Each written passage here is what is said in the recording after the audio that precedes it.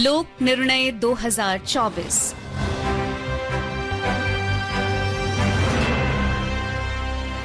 Good evening. Welcome listeners to our ongoing series on elections, Lok Nirnay 2024.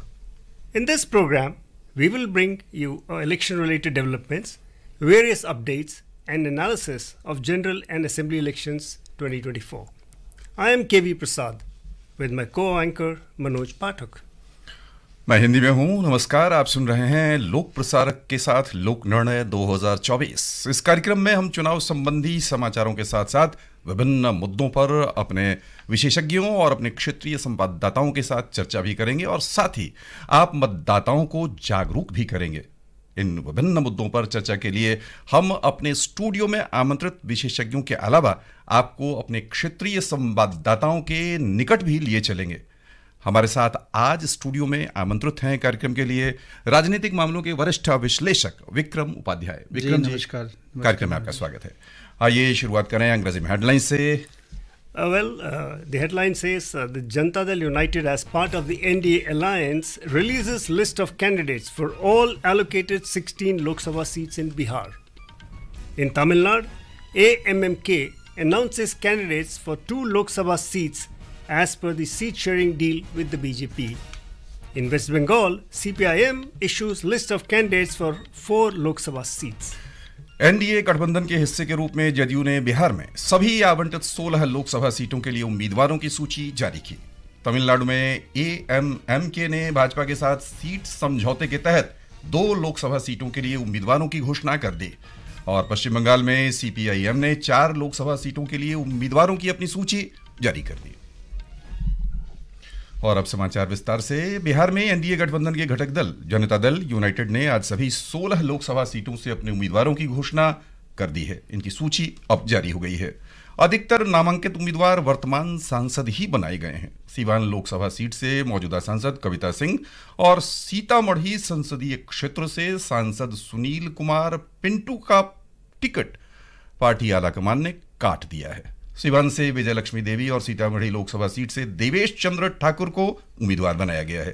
पूर्व सांसद Lovely Anand Sheohar Lok Sabha seat से चुनाव लड़ेंगी। सीट बंटवारे के समझौते में जनता दल यूनाइटेड को ये सीट भारतीय जनता पार्टी से दी गई है। पार्टी से अन्य प्रमुख उम्मीदवारों में मुंगेर से राजीव रंजन सिंह उर्फ ललन सिंह, मधेपुरा से दिनेश चंद्र यादव, नालंदा से कौशलेंद्र कुमार और पूर्णिया से संतोष कुशवाहा शामिल हैं। भागलपुर संसदीय क्षेत्र से मौजूदा सांसद अजय कुमार मंडल, बांका से गिरधारी यादव और कटिहार सीट से दुलाल चंद्र गोस्वामी को फिर से टिकट इस बार दे दिया गया है।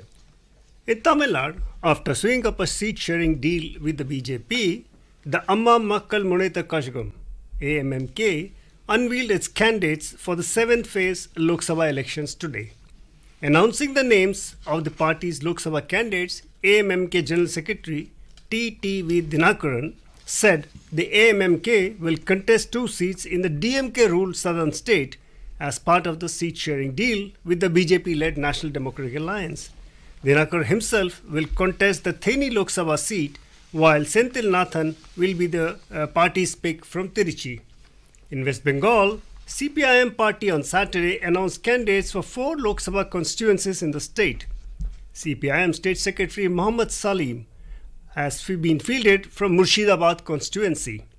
The Ranaghat constituency will see Alkesh Das as the party candidate. For the Bardhaman Durgapur constituency, the party has put forth Sukriti Ghosh as its candidate, and in Bolpur constituency, Shamli Pradhan has been nominated. आइए खबरों का सिलसिला आगे बढ़ाएं। भारतीय वायुसेना के पूर्व प्रमुख आरकेएस भदौरिया और आंध्र प्रदेश से युवा जना श्रमिका हेतु कांग्रेस पार्टी YSRCP के पूर्व सांसद वरप्रसाद राव वेलागापल्ली आज नई दिल्ली में भारतीय जनता पार्टी में सम्मिलित हो गए।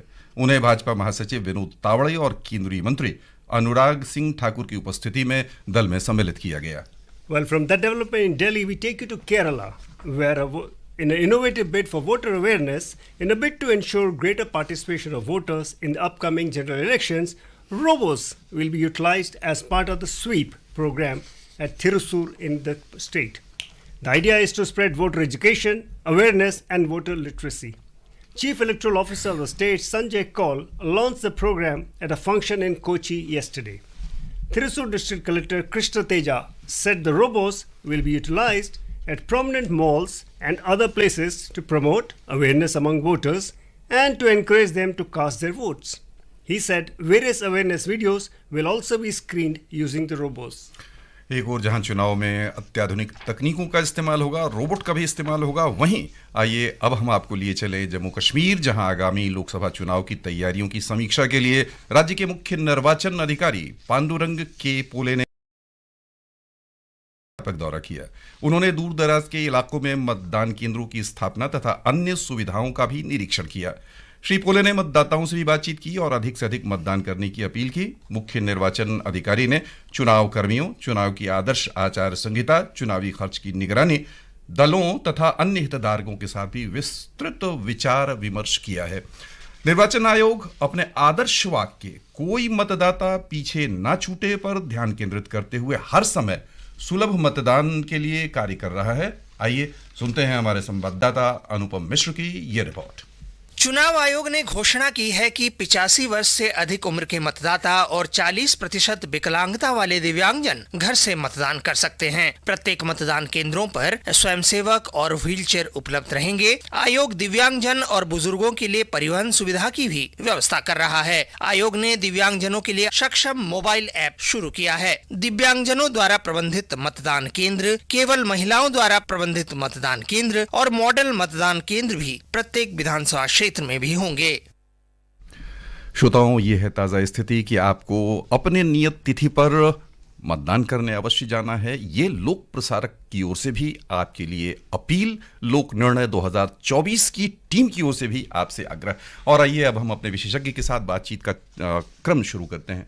सबसे पहले हम बिहार की ओर आपको लिए चलना चाहेंगे और बिहार में जदयू ने अपने सभी 16 सीटों की घोषणा कर दी है। 2 व्यक्तियों के टिकट काटे गए।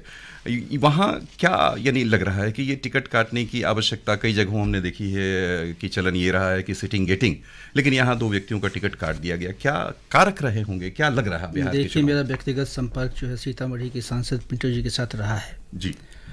वो चुनाव से पहले ही जदयू से थोड़ा कटे कटे से रह रहे थे और उसका सीधा सा कारण ये था कि उनको मोदी जी की सारी योजनाएं, मोदी जी के कार्यक्रम, राम मंदिर की योजनाएं, राम मंदिर में जो उद्घाटन हुआ उस पर काफ़ी उनको लगा कि इसमें चुप नहीं रहना चाहिए। मुझे लगता है कि जनता दल यू को शायद ये ठीक नहीं लगा और पीछे जब यहाँ संसदीय बैठक भी हुई थी जनता दल की, तब भी उसमें वो नदारद थे, वो नहीं आए थे। तो उनकी उम्मीद ये है कि वो भारतीय जनता पार्टी कहीं उनसे उनको फील करेगी और उसी तहत उनको लगता है कि जनता दल यू ने ये टिकट नहीं दिया है। जहाँ तक सिवान की सांसद का, तो सिवान में आपको मालूम है कि बहुत सारी ऐसी समीकरण हैं जिसमें लगता है कि ये जो मौजूदा सांसद हैं वो ठीक नहीं बैठेंगे। उनको लेकर तमाम जो है ना विचार लोगों के किए और वहाँ इस बार जो है, वहाँ कभी शहाबुद्दीन का शासन हुआ करता था, इस बार जनता दल किसको फील कर रहा है उसको देख के उन्होंने लगा कि शायद भी वो कमज़ोर उम्मीदवार साबित होंगी, तो इसलिए मुझे लगता है उनका भी टिकट काटा गया। अदरवाइज़ सब जो है वो टिकट उन्होंने जिनको दिए हैं वो पहले से तय थे और उनको 16 सीट ही मिले हैं, तो इसलिए उनके यहाँ बहुत सारी डिमांड भी थी, इसलिए उन्होंने जल्दी से घोषणा कर दी ताकि स्थिति क्लियर हो जाए। Supade, if I were to ask you a question on the lovely Anand, she has been a former member of parliament, yes. wife of another influential and a person known in Bihar. So, Yeah. how do you see her entry? Because we read report that because of her entry, there were some issues within the JDU. Prasad, sir, you know that her son was RJD MLA and he switched over there last time. So she was not in positions to go and ask RJD people to give the tickets. So that's why she joined the JDU. Now JDU know the strength of the local leader. Anand Mohan Singh is a very powerful leader. He is a Rajput leader. So JDU has to get some ticket, to give some ticket to that jati based जो elections वहाँ होते हैं. So in that samikarans she is fitting for that. So that's why they are giving ticket to Lovely Anand. यहाँ पर एक सवाल और बनता है कि यानी आपने कहा कि किसी खास जाति के हैं, तो यानी आने वाले निकट भविष्य में आपको लग रहा है कि हम नीति और मुद्दों की बात पर अपेक्षाकृत अधिक ध्यान देंगे बनिस्बत इस बात के कि चुनावी समीकरण में कौन सा पक्ष, कौन सा वर्ग, कौन सी जाति महत्वपूर्ण है जिसे टिकट दिया जाना चाहिए? देखिए, बिहार एक ऐसा स्टेट है जहाँ आप जाति छोड़ के कुछ नहीं कर सकते हैं। वहाँ ठीक है, विकास की बातें हो रही हैं, राम जन्मभूमि की बातें हो रही हैं, लेकिन एक जाति बहुत बड़ा फैक्टर है। और पॉलिसी लेवल पे भी देखेंगे ना, तो सरकार जो है अभी जातिगत आधार पे जो है उन्होंने वो सर्वेक्षण कराया था, जनगणना कराई थी, तो उस आधार पे उनको लगता है कि जो जिसका जो है एक अगर 16 में से 2-4 अगर लोगों को देना है तो उनको ये जातिगत समीकरण को बिठाते हुए ही टिकट देना है। तो मुझे लगता है जाति से बाहर जाके बिहार को हम नहीं देख सकते हैं। वो चुनाव में ये इन सब चीज़ों को, तमाम मुद्दों के बाद भी जाति एक बहुत बड़ा जो है फैक्टर है और उसके आधार पे टिकट दिया जाता है। उपाध्याय जी, अगर मैं आपसे जानना चाहूँ कि बिहार, चूँकि आपने कहा काफ़ी विस्तार से हम लोगों को बताया भी, एक तरफ आरजेडी की उनकी तरफ से जो दावेदारी है, कांग्रेस भी उनके साथ खड़ी है। इधर जैसे मैंने आपसे पूछा था, लवली आनंद को लेके भी कुछ समस्याएं थी, आनंद मोहन सिंह खुद सांसद रह चुके हैं। तो ऐसे में जो समीकरण बैठ रहा है, तो किस तरह से आपको दिख रहा है इस वक्त जो परिस्थिति उभर के आ रही है वहाँ पे? देखिए, मैंने बताया ना कि उस क्षेत्र में एक, जैसे ही आप जब जेल से बाहर निकले थे तो एक बहुत बड़ी जो है वो उनके सम्मान में जो है ना यात्रा निकली थी, और लोग चार्ज थे कि काफ़ी दिनों बाद जो है ना बिहार का एक ऐसा बाहुबली लीडर है जो बाहर आया है। तो उनकी एक अपील है, और चूँकि आरजेडी से बाहर निकल के ये लोग आए हुए हैं उनसे, तो उनकी सबसे बड़ी जो ज़रूरत ये थी कि आनंद मोहन को एक जगह दिया जाए, एक ठीक उनको एक इज्जत के साथ एक सीट दी जाए। वो उन्होंने उसके लिए उनको दिया है seat. Will take a short break right now. विराम के बाद एक बार फिर से आपका स्वागत है कार्यक्रम लोक चर्चा 2024 में। उपाध्याय जी, यहाँ पर हम आपको अब तमिलनाडु की ओर लिए चलना चाहेंगे। 7 चरणों में वहाँ चुनाव होने हैं। ताज़ा जो खबरें आई हैं विभिन्न पार्टियों संबंधी, वो क्या दर्शा रही हैं सीट शेयरिंग को लेकर, सीट तालमेल को लेकर? क्या राजनीतिक गतिविधियाँ बढ़ती, सरगर्मियाँ बढ़ती दिख रही हैं वहाँ से? जी, मैं अभी पिछले हफ्ते तमिलनाडु में ही था, और वहाँ जो स्थिति है, वहाँ डीएमके एक पावर में है। इनके अलावा उनके बड़ा प्रेशर पॉलिटिक्स वो लोग अपनाते हैं, बहुत सारे लोगों को दबा के रखते हैं। तो भारतीय जनता पार्टी को वहाँ एक लोकल जो है एक सपोर्ट चाहिए था एएमएम के साथ, जो उनका जो ये गठबंधन हुआ है उसी के तहत, क्योंकि ठीक 1 महीना पहले ही एआईडीएमके से गठबंधन टूटा था। तो वहाँ जो है डीएमके को जो है वो जो फाइट देने की जो बात है, उसमें बीजेपी को एक लोकल पार्टी का सपोर्ट चाहिए था। बीजेपी ने खुद पिछले दिनों जो है 9 सीटों की घोषणा, उम्मीदवारों की घोषणा कर दी थी। बहुत उम्मीद ना होने के बावजूद भी लोग ये मान रहे हैं कि 15-16% अगर वोट बीजेपी की आ जाते हैं तो इस वोट के जरिए बीजेपी 2-3 सीटें खुद निकाल सकती है, और उनके गठबंधन में लोग हैं तो उनको भी फायदा हो सकता है। तो दक्षिण से बीजेपी को जो उम्मीदें हैं वो तमिलनाडु से है, केरल से है। तो बीजेपी इसमें जो तमिलनाडु में जो अभी योजना जिन योजनाओं पे काम कर रही है, वो कर रही है कि लोकल जो है इश्यूज और लोकल लीडरशिप वो उनके साथ जो है अलग पार्टियों से भी आएँ, और ताकि जो है वहाँ एक एंटी डीएम के जो वोट है उस पर कुछ तक हम लोग अपने कब्जा कर सकें। उपाध्याय जी, तमिलनाडु की बात करें, आप खुद चूँकि होके भी आए थे, थोड़ा समझना चाह रहा था कि जो समीकरण है वहाँ अधिकतर द्रामुक पार्टियों के बीच में ही राजनीति है, और 60% के वोट दोनों के आपस में रहते हैं। तो ऐसे में 40% एक ऐसा वोट है जो कि दोनों द्रामुक पार्टियों के शायद 60-65 जो भी आप कह लीजिएगा। तो भारतीय जनता पार्टी कोशिश थी कि एआईडीएमके के या एक धड़ल्ले के साथ भी, लेकिन बातचीत नहीं बनी। तो ऐसे में जो परिस्थिति आपने बताई, तो आपको लगता है कि कोई रास्ता इनको निकलेगा इस तरह से? देखिए, ये लगातार जो है ना कई वर्षों से दोनों पार्टियां राज करती रही हैं बारी बारी से। लोग उससे उकता भी गए हैं। मैं ये नहीं कहूँगा कि अभी तुरंत सब कुछ बदल जाएगा, लेकिन उसकी एक बैकग्राउंड में देख के आया हूँ मैं। मतलब एक तीसरी ध्रुवी निकलने का ये लोगों को लगता ये है कि जो ये दोनों पार्टियां जो राजनीति करती हैं, वो राजनीति जो है प्रलोभन की राजनीति है, दबाव की राजनीति है, और दोनों में से कोई भी भ्रष्टाचार को ख़त्म नहीं कर पाया है। दोनों में से कोई भी जो है गुंडागर्दी को ख़त्म नहीं कर पाया है। तो एक नई राजनीतिक शक्ति, एक नई राजनीतिक जो समीकरण बनना चाहिए, जिसमें भारतीय जनता पार्टी की तरफ लोग देखते हैं। और एक लाइन और जोड़ूंगा कि तमिलनाडु के लोग जो है वो काफ़ी हद तक बाहर रहते हैं। प्रधानमंत्री मोदी के कारण जो बाहर में इमेज देश का बना है, उसके लाभ लेने वाले वो लोग भी हैं। तो जो युवा पीढ़ी है उसको लगता है कि नहीं, अब जो है भारत के साथ जाना है, तो मोदी की या भारतीय जनता पार्टी की जो नीतियां उनको फॉलो करना चाहिए।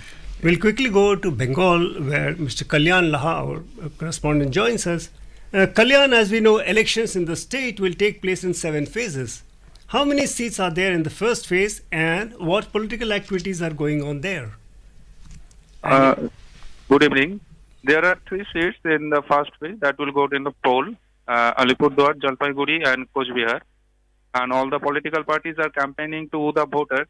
BJP is saying about the corruption of the Trinamool Congress at present in the state government, and the Trinamool Congress is complaining about motherly treatment of the central government and using central agencies to harass its leaders. If we look at INDIA alliance, the TMC is not there in the state. Left and Congress is in a subtle alliance. Kalyan, can you tell our listeners what kind of preparations the Election Commission has made in the state? Commission is taking all necessary measures to do a free and fair election in the state. Commission has appointed recently Mr. Sanjay Mukherjee, IPS, as new DGP of the state police, and recently 4 district magistrates had been transferred. Earlier in this district, the district magistrates were non-cadre IS officers, and now new IS officers have been recruited as DM. And Commission is also looking after complaints through CVGIL app. Till now, nearly 700 complaints have been received by the Commission in this app. And Commission have discharged nearly 500 cases in CVGIL app. And more cash and liquor have been seized regularly. And there are interstate and intrastate NACA checkings also.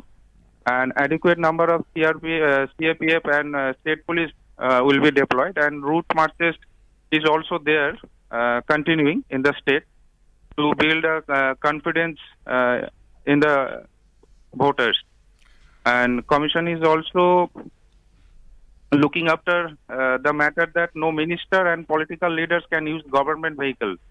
And defacement measures taken by the Commission is running successfully. धन्यवाद कल्याण। ये थे श्रोताओं हमारे कोलकाता संवाददाता कल्याण लाहा। पश्चिम बंगाल के लिए ताज़ा खबरें, ताज़ा जो स्थितियां हैं वो हम तक पहुंच गई हैं, आप तक भी पहुंच गई हैं।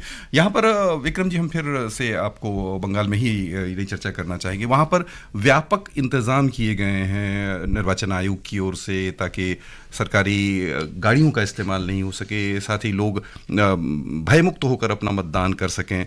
कुल मिलाकर जो आज मार्क्सवादी कम्युनिस्ट पार्टी के यानी कह लें कि उनकी ओर से पहल शुरू हुई है अपने उम्मीदवारों की घोषणा करने की, और जो त्रिकोणीय आसार बन रहे हैं क्या वहाँ चुनाव के पहले चरण को ध्यान में रखकर? जी, मैं देखिए, बंगाल में जो है ना, सबसे पहले इंडिया गठबंधन वहाँ जो है वो सिरे नहीं चढ़ पाया, आपको मालूम है। वहाँ कांग्रेस ने अभी तक कुछ बहुत बड़ी घोषणाएं नहीं की हैं, लेकिन तृणमूल कांग्रेस और अब वामपंथी दलों ने भी घोषणा कर दी है। बंगाल में हमेशा से देखिएगा इलेक्शंस जो है ना वो थोड़ा मार धार वाले होते रहे हैं। इसलिए इलेक्शन कमीशन को वहाँ अतिरिक्त सावधानी बरतनी पड़ती है। और ये इलेक्शन कमीशन बिल्कुल जो है वो एक न्यूट्रल एजेंसी है, और वही दिखना भी चाहिए उनको। तो उन्होंने जो भी गाइडलाइंस जो की है कि सेंट्रल मिनिस्टर्स भी जो है ना वो सरकारी गाड़ियों का इस्तेमाल ना करे, वो एक अच्छा कदम है और जनता में एक अच्छा संदेश भी जाता है। जहाँ तक पॉलिटिकल इक्वेशन की बात है, तो आप देख ही रहे हैं कि एक तरफ बीजेपी है, दूसरी तरफ जो है ममता बनर्जी है। सीधी फाइट तो देखो इसमें यही होने वाली है। बाकी तृणमूल कांग्रेस के अलावा वामपंथी और कांग्रेस का भी गढ़ रहा, ऐसा नहीं कह सकते कि बिल्कुल ये लोग बाहर हैं, रेस में हैं। लेकिन कौन कितना सीट जीतेगा ये तो बाद में पता चलेगा। लेकिन अभी जो स्थिति ये है कि ममता बनर्जी और बीजेपी के आमने सामने की लड़ाई दिखाई दे रही है। इसमें कुछ सीटें हो सकता है वामपंथी दल भी ले आएँ, क्योंकि उन्होंने 25-26 साल वहाँ राज किया है। तो मेरा जो आकलन ये है बंगाल के बारे में कि ये जो इलेक्शन है वो काफ़ी निर्णायक इलेक्शन होगा आगे आने वाले दिनों के लिए, नई सरकार के लिए। जो विक्रम जी कि आप बंगाल की बात हम कर रहे हैं, तो एक जो आपने बहुत महत्वपूर्ण बात की, भारतीय जनता पार्टी को पिछले बारी 18 सीटों का उपलब्धि रही वहाँ से, और काफ़ी अच्छा। तो पूरा फोकस भी रहेगा बीजेपी का, क्योंकि वहाँ पे तो जो पिछले जो घटनाक्रम हुई है राज्य में इधर उधर, तो उसको लेके वहाँ के का समीकरण कैसे बताएंगे? देखिए, संदेश खाली की बाद ये समीकरण बिल्कुल बदल गया है। राज्य में लोगों को ये लगने लगा है कि अगर ये सरकार अगर किसी गुंडा एलिमेंट्स को प्रमोट करती है या वो उनको कब्जे पे नहीं रखती है, तो ये एक गलत परंपरा बन रही है। खास करके वहाँ पे ज़मीन जोरू जिसको बोलते हैं, ठीक से जो है संभालने वाला, उसका ठीक से जो है संज्ञान लेना चाहिए था स्टेट गवर्नमेंट के, जो नहीं लिया। और लोग कहते हैं कि ममता बनर्जी यहाँ चूक गई हैं। तो बीजेपी के लिए एक बहुत बड़ा मैदान इस समय बना हुआ है। मैं ये नहीं कहूँगा कि मैं सारी सीटें बीजेपी को जीतने जा रही है, मैं सीटों की कोई गणना नहीं करता हूँ, लेकिन एक एटमॉस्फेयर जो है आप देखेंगे बंगाल से बहुत सारे लोग जो है बीजेपी में आ रहे हैं, तृणमूल कांग्रेस छोड़ के भी लोग बीजेपी में आए हैं। तो ये हवा का रुख बताता है कि वहाँ एक बहुत ही टाइट फाइट होने वाली है। और बंगाल में बीजेपी कितनी सीटें, तो ये तो मैं नहीं कह पाऊँगा, ये कोई आकलन मैं नहीं दे पाऊँगा, लेकिन मुझे लगता है कि एक काफ़ी अच्छी फाइट बीजेपी देने जा रही है। और आपको ममता बनर्जी के बारे में मालूम है कि वो एक बहुत ही जुझारू किस्म की महिला है और वो हार मानने वाली नहीं है। तो ये देखना बहुत ही दिलचस्प होगा। 30 साल के वाम दल की सरकार को वहाँ जी से ये देखना बहुत ही दिलचस्प होगा। यानी श्रोताओं, मामला दिलचस्प रहेगा, मुकाबला बना रहेगा। और हम यहाँ पर इसी मोड़ पर आपसे एक छोटा सा विराम लेने की अनुमति चाहेंगे। विराम के बाद फिर से होंगे लेकर कार्यक्रम लोक निर्णय 2024। बने रहिए हमारे साथ। विराम के बाद एक बार फिर से आपका स्वागत है कार्यक्रम लोक निर्णय 2024 में। आइए अब हम अपने क्षेत्रीय संवाददाता उत्तराखंड के, विशेष रूप से कह लें कि जो देहरादून में हमारी क्षेत्रीय इकाई है समाचार की, वहां से आमंत्रित करें संजीव सुंदरियाल जी को और समझना चाहें संजीव जी आपके माध्यम से कि उत्तराखंड में अभी चुनावी माहौल कैसा चल रहा है। जी मनोज, उत्तराखंड में नामांकन 20 मार्च से शुरू हो गए हैं और अभी तक की बात करें तो कुल 9 उम्मीदवारों ने नामांकन भरा है। जैसे कि कल होली की छुट्टी है तो ऐसे में मंगलवार को ही नामांकन हो सकेंगे। 27 तारीख को नॉमिनेशन का आखिरी दिन है, इसलिए उम्मीद है कि सबसे अधिक नॉमिनेशन 26 और 27 को ही भरे जाएंगे। मनोज, मैं यहाँ बताना चाहूंगी, कांग्रेस ने अभी तक किसी भी सीट से नामांकन नहीं भरा है। हालांकि पार्टी ने अब सभी 5 सीटों में प्रत्याशियों की घोषणा कर दी है, जबकि भाजपा ने सभी सीटों में अपने प्रत्याशियों के नाम कांग्रेस से पहले ही कन्फर्म कर दिए थे। साथ ही हरिद्वार सीट से त्रिवेंद्र सिंह रावत और अल्मोड़ा से अजय टम्टा ने अपना नामांकन पत्र भरकर अपनी दावेदारी भी पेश कर दी है। अगर निर्दलीय उम्मीदवार की बात करूं तो हरिद्वार से उमेश कुमार ने भी अपना नामांकन भरा और ये भी हरिद्वार की मंगलौर सीट से सिटिंग विधायक भी हैं। वहीं उत्तराखंड के चुनावी मैदान में बसपा और क्षेत्रीय राजनीतिक पार्टी उत्तराखंड क्रांति दल ने भी 4-4 निर्वाचन सीटों पर अपने प्रत्याशी खड़े किए हैं। जी मनोज। संजीव जी, यहाँ एक सवाल हम आपसे और समझना चाहेंगे कि उत्तराखंड में पहले चरण में ही मतदान होगा, तो इसे देखते हुए राज्य में क्या सब खास इंतजाम किए गए हैं, इसके बारे में भी थोड़ी सी जानकारी हमारे श्रोताओं और दर्शकों को दें।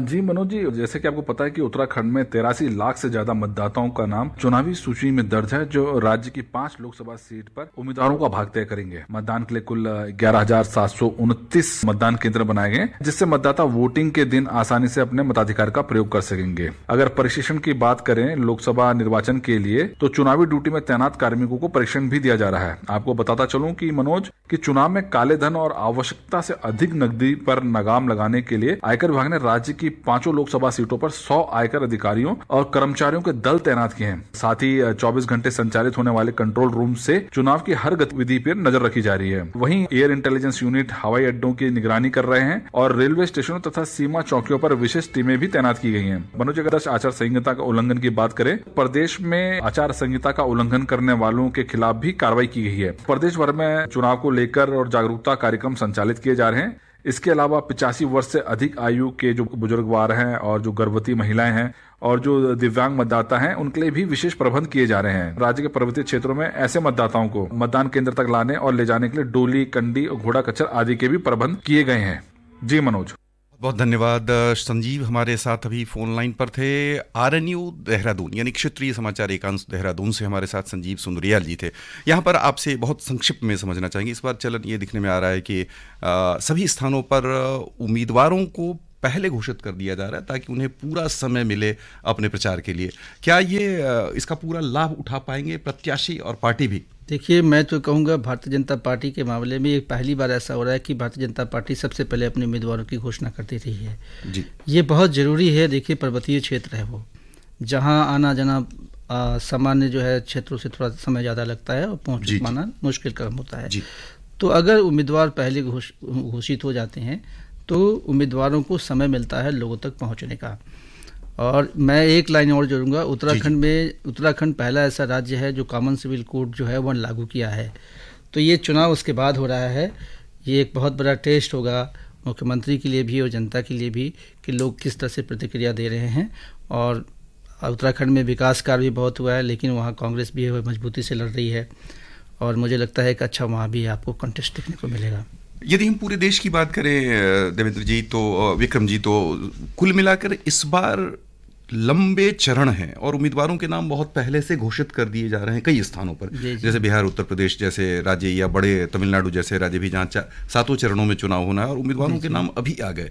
तो क्या ये थोड़ा सा बहुत लंबा नहीं दिख रहा कि इतने दिनों तक लोग क्या करेंगे, क्या दिखाएंगे, या पक्ष में जाएगा उम्मीदवारों के और पार्टी के? ये देखिए, चुनाव जो है 7 फेज में होने वाले हैं और लोगों को समय मिलता है ठीक ठाक लोगों से बातचीत पहुंचने की। देखिए, ये इस समय जो है ना मैन टू मैन और जो है पहले जो है नुक्कड़ सभाएं ये सब होती है बहुत कम हो गई हैं।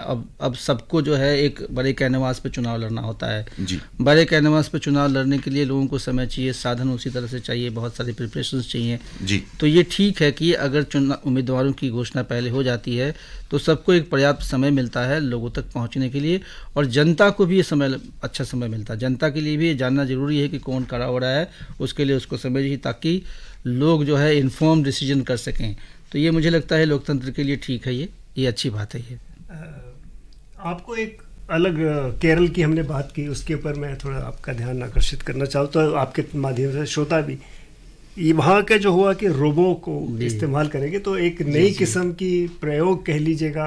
और एक तरफ हम एआई की बात कर रहे हैं, आर्टिफिशियल इंटेलिजेंस की, तो ऐसे में आर्टिफिशियल इंटेलिजेंस का एक ये चेहरा मान के चलिए, तो आपको कैसे किस तरह से देखते हैं? देखिए, एआई का उपयोग हर जगह बढ़ने वाला है, चुनाव से छूता नहीं रहने वाला है।